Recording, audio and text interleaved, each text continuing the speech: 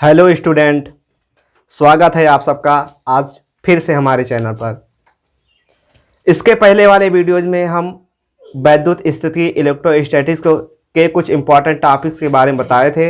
आज हम बात करने वाले वैद्युत क्षेत्र की तीव्रता पर, यानी वैद्युत क्षेत्र की तीव्रता क्या है, आइडेंटिटी ऑफ इलेक्ट्रिक चार्ज।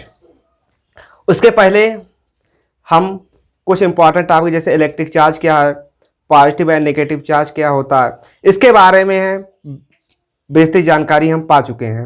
आज हम बात करने वाले हैं वैद्युत क्षेत्र की तीव्रता क्या है, इंटेंसिटी ऑफ इलेक्ट्रिक चार्ज। इसमें क्या होता है, जब हमें किसी बिंदु पर वैद्युत क्षेत्र या वैद्युत क्षेत्र की तीव्रता ज्ञात करनी होती है तो उस पर सबसे पहले एक टेस्टिंग चार्ज लेते हैं। टेस्टिंग चार्ज के लिए कुछ एक बिंदु मान लेते हैं और उसी बिंदु पर कुछ फोर्स लगाना पड़ता है। टेस्टिंग चार्ज के लिए कोई इंपॉर्टेंट बिंदु मान लेते हैं, पॉइंट मान लेते हैं और उसी पर हमको फोर्स लगाना होता है। तो यहाँ वैद्युत क्षेत्र की तीव्रता की डिफिनेशन क्या होती है इलेक्ट्रिक चार्ज की, इसमें वही किसी टेस्टिंग चार्ज को एक बिंदु से अनंत तक ले जाने में जो परीक्षण आवेश पर बल लगता है और परीक्षण आवेश का जो अनुपात होता है वही वैद्युत क्षेत्र की तीव्रता होती है। यानी किसी परीक्षण आवेश को एक बिंदु से दूसरे बिंदु तक ले जाने में परीक्षण आवेश पे लगने वाला बल और परीक्षण आवेश के अनुपात को वैद्युत क्षेत्र की तीव्रता कहते हैं। यानी वैद्युत क्षेत्र की तीव्रता बराबर होता है वैद्युत क्षेत्र की तीव्रता बराबर बल बटा परीक्षण आवेश।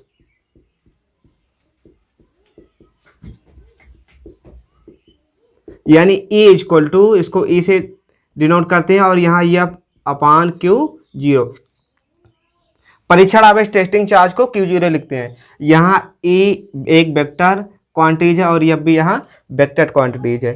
इसकी डेफिनेशन यहाँ फिर से हम देख लेते हैं। यहाँ देखिए F क्या है, यहाँ पे फोर्स, टेस्टिंग चार्ज पे लगने वाला फोर्स है, और Q0 यहाँ पे क्या है, टेस्टिंग चार्ज। यानी वही टेस्टिंग चार्ज पर लगने वाला बल और टेस्टिंग चार्ज के रेशियो को वैद्युत क्षेत्र की तीव्रता कहते हैं। ठीक, इतना क्लियर हुआ।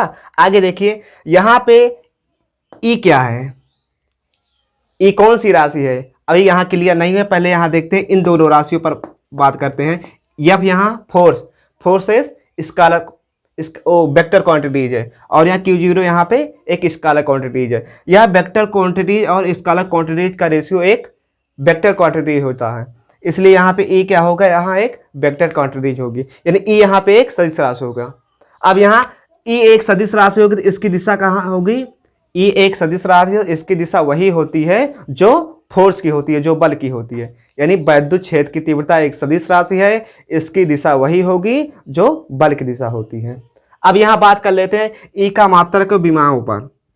E का मात्रक एवं विमाएं।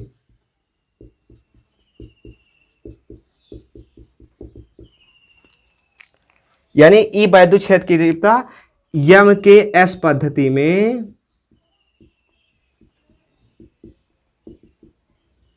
E का मात्रक, E का मात्रक यहाँ पे F क्या है, फोर्स का मात्रक यहाँ होता है न्यूटन, और Q0 यहाँ पे क्या है, परीक्षण आवेश यानी चार्ज, इसका मात्रक होता है कूलाम। तो यहाँ newton equal to kilogram metre into second to the power -2, और यह कूलाम का होता है ampere into second, ampere into second. तो यहाँ पे मिलेगा हमको किलोग्राम। अब यहाँ देखिए मीटर नहीं है तो यहाँ मीटर केवल एक बार, किलोग्राम मीटर, और यहाँ सेकंड की पावर -2 और यहाँ एक पावर 1 है तो ऊपर जाएगा जुड़ जाएगा, तो यहाँ पे ऐड हो जाएगा सेकंड की पावर -3। अब यहाँ पे बचा एम्पियर, ओनली 1 एम्पियर, तो यहाँ एम्पियर की पावर -1। ये यहाँ पे MKS पद्धति में E का मात्रक kilogram metre into second power -3 और एम्पियर की पावर -1, ये इसका मूल मात्रक हुआ। आगे यहाँ E की जो विमा होती है, E की विमा, अब यहाँ पे किलोग्राम की होता है m और यहाँ मीटर की L, और यहाँ सेकंड की T, तो यहाँ -3, और एम्पेयर की A, तो इसके हो गए A⁻⁻1। ये इसकी बीमा हो गई।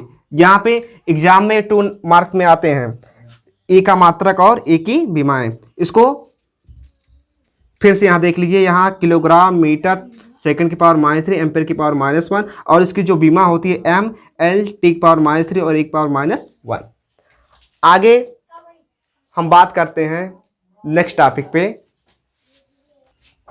अब यहाँ पे हम देखते हैं किसी बिंदु आवेश के कारण वैद्युत क्षेत्र की तीव्रता।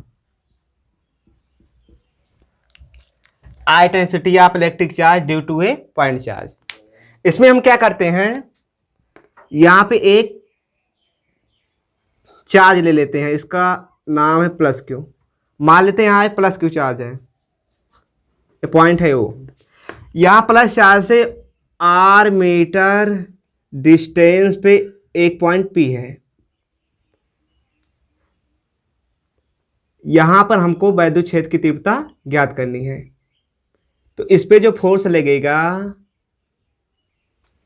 +Q से आगे की ओर लगेगा। अब यहां पे +Q एक आवेश है, इस +Q आवेश पर एक बिंदु O है, O से r मीटर दूरी पर एक बिंदु P है, जहां हमको वैद्युत क्षेत्र की तीव्रता ज्ञात करनी है। इस पे बिंदु P पे मान लेते हैं एक आवेश +Q टेस्टिंग चार्ज +Q0 है। यहां पे जो फोर्स लग रहा है इसको F लिख देंगे। हाँ ठीक है। अब यहां देखिए O से r मीटर दूरी पर एक बिंदु P है, जहां पर हमको वैद्युत क्षेत्र की तीव्रता ज्ञात करनी है। अब यहां इस +Q0 एक टेस्टिंग चार्ज है, तो यहां पे वही लिखेंगे +Q0 परीक्षण आवेश पर लगने वाला बल। जो बल लगने वाला बल, जो यहां पे बल फोर्स लगेगा वो कूलाम के नियमानुसार लगेगा। कूलाम के नियमानुसार।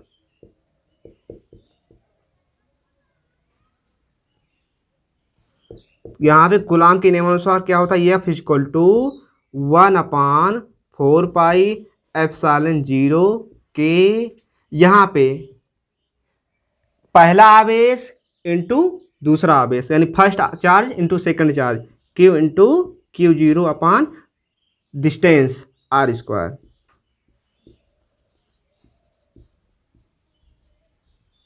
अब यहां देखिए कूलाम का जो फोर्स लगा इतना लगा, F = 1/4πε0 के Q into Q0 upon r²। इस स्थिति में जो इलेक्ट्रिक चार्ज होगा यानी वैद्युत क्षेत्र की तीव्रता,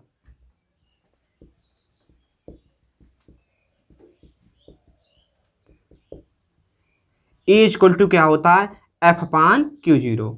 F की जो वैल्यू है यहाँ रखेंगे 1/4πε0 के Q into Q0 upon r² into Q0। तो यहाँ हमको Q0 कैंसिल हो जाएगा। अब यहाँ पे हमको E क्या मिलेगा, वही 1/4πε0 के Q/r²। यहाँ जो इसकी यूनिट होगी न्यूटन पर कूलाम, न्यूटन पर कूलाम।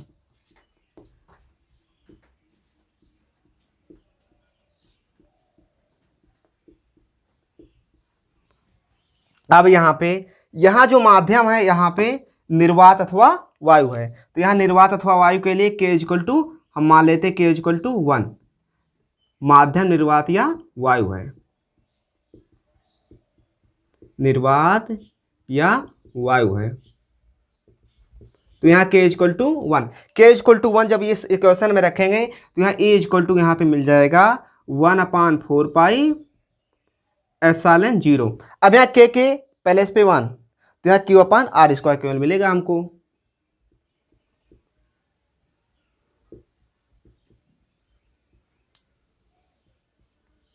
न्यूटन पर कूलाम, ये जो है किसी बिंदु आवेश के कारण वैद्युत क्षेत्र की तीव्रता का मूल व्यंजक है। यहाँ पर केवल एक आवेश था प्लस क्यू, इसलिए यहाँ पे जो हमको मिला plus Q upon R square मिला। अगर इसी तरह कई आवेश Q1 Q1 Q2 Q3 Q4 बहुत सारे आवेश हों तो उनकी वैद्युत क्षेत्र की तीव्रता होगी E1 E2 E3। इसी तरह उनकी वैद्युत क्षेत्र की तीव्रता हो जाएगी। तो वहां पर वैद्युत क्षेत्र की तीव्रता ज्ञात करने के लिए इन सबको एक सदिशों की भांति जोड़ लेते हैं। अगर यहाँ पे Q1 Q2 Q3 कई आवेश हो तो उनकी वैद्युत क्षेत्र की तीव्रता E1 E2 E3 होगी। तो यहाँ पे उनका जो योग होगा एक सदिश योग के बराबर होगा। तो यहाँ पे कुल वैद्युत क्षेत्र की तीव्रता हो जाएगी E equal to E1 plus E2 plus E3 plus dot dot dot. इसी तरह अगर कोई क्वेश्चन सॉल्व करना तो इसी तरह न्यूमेरिकल सॉल्व कर सकते हैं। आज तक यही इतना ही। वीडियो अगर आपको समझ में नहीं आता तो हमें कमेंट करके बताइए। हमारे चैनल को लाइक करें, सब्सक्राइब करें। वीडियो अंत तक देखने आपका बहुत बहुत धन्यवाद।